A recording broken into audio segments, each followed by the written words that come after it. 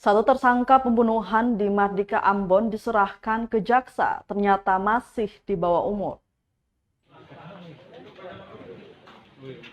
Kasus pembunuhan di Pasar Mardika, Kota Ambon, Minggu 13 Maret 2022 lalu segera disidangkan.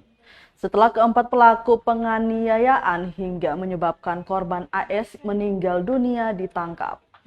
Satuan Reskrim Polresta Pulau Ambon pun telah melimpahkan berkas perkara tahap 2 kasus pembunuhan di Pasar Mardika itu. Namun baru satu tersangka yang diserahkan dari total 4 pelaku yang diamankan, yakni pelaku berinisial ABIT yang masih berusia 17 tahun. Kasih Humas Polresta Ambon Ibda Moyo Utomo mengatakan hari ini hanya ABIT berikut barang buktinya yang telah diserahkan kepada kejaksaan. Sementara 3 pelaku lainnya yakni AHP berusia 19 tahun, JD berusia 20 tahun, dan FCS berusia 26 tahun belum diserahkan pihak kepolisian. Lanjutnya, berkas ABIT dipercepat mengingat dirinya masih di bawah umur dan proses persidangannya dilakukan secara terpisah. Tahap 2 itu pun dilakukan usai berkas dinyatakan lengkap oleh jaksa. Sementara untuk 3 tersangka lainnya akan dilakukan Rabu 30 Maret 2022 besok.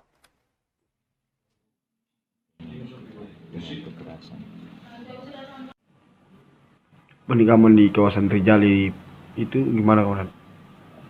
Oke, untuk kasus perkembangan penikaman yang di Merdeka itu ada 4 tersangka, salah satunya anak di bawah umur.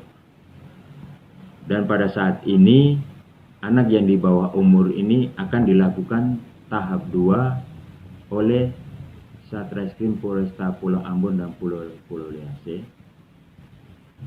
Kenapa dia diajukan lebih awal? Karena dia di bawah umur dan persidangannya pun dilakukan secara terpisah. Untuk ketiga tersangka lainnya akan direncanakan tahap 2-nya besok hari Rabu. Terima kasih sudah nonton. Jangan lupa like, subscribe, dan share ya.